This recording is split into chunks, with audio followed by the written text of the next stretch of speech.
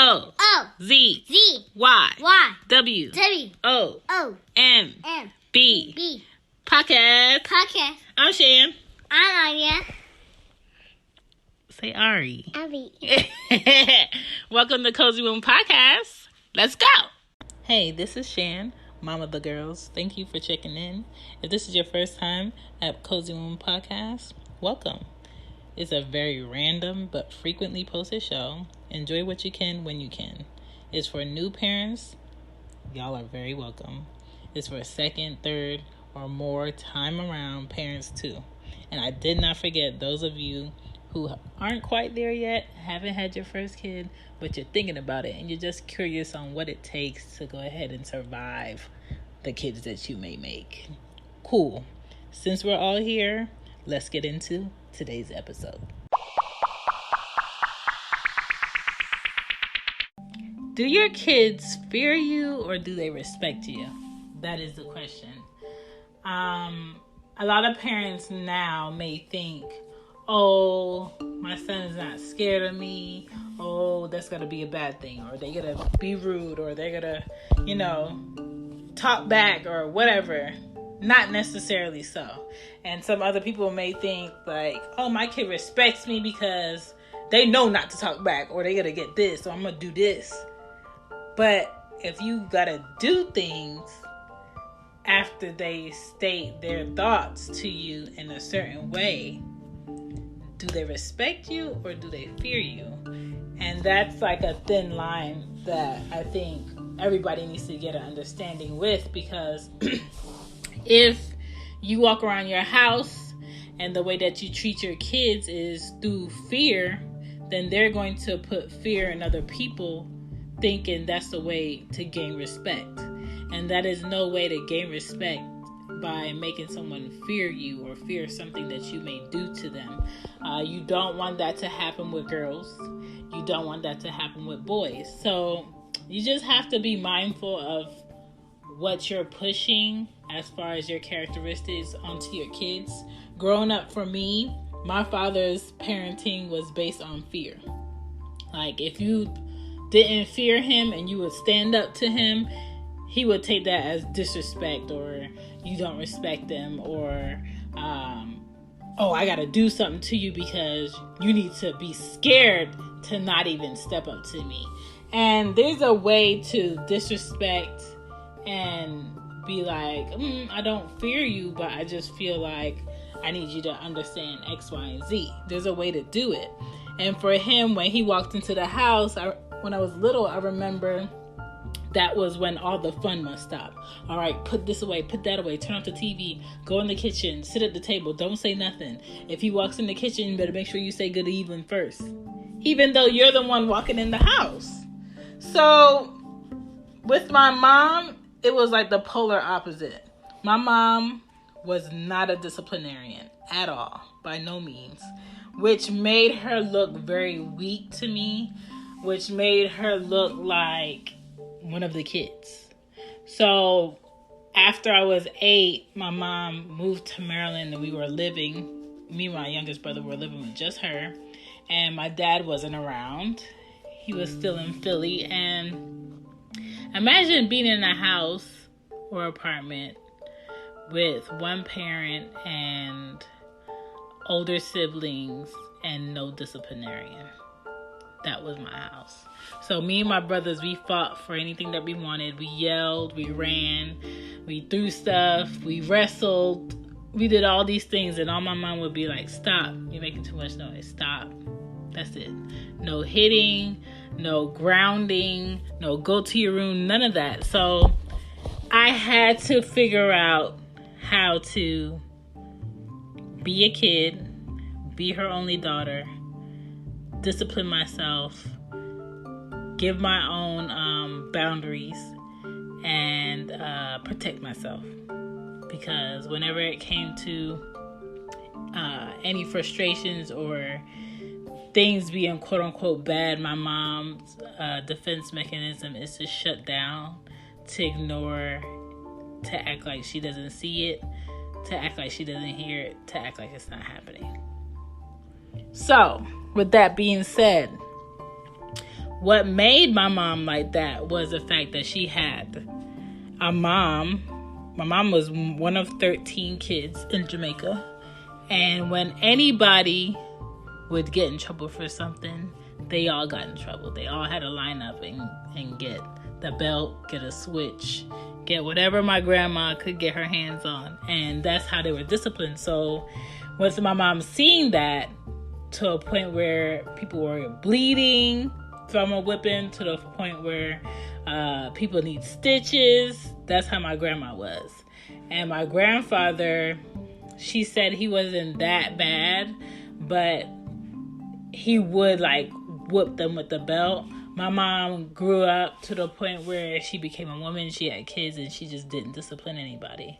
And I don't think not disciplining kids is the right way, and I don't think harming kids in the form of fear to the point where they're bleeding is the right way either. So we just have to find the medium, the balance in what it is for your kids to respect you as a parent, period.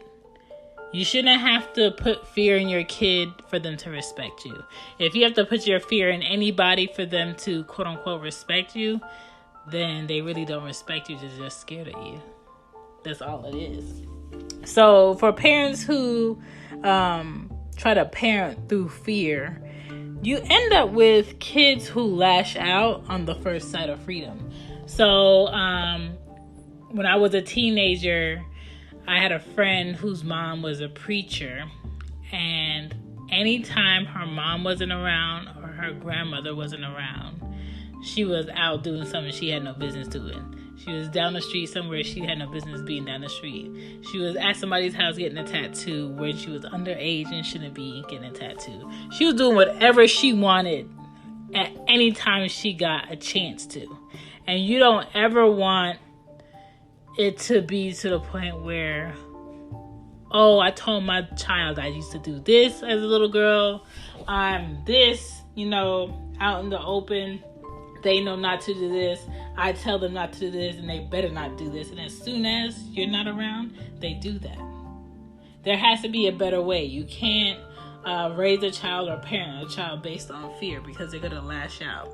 Some kids are angry when their parents raise them through fear or parent them through fear.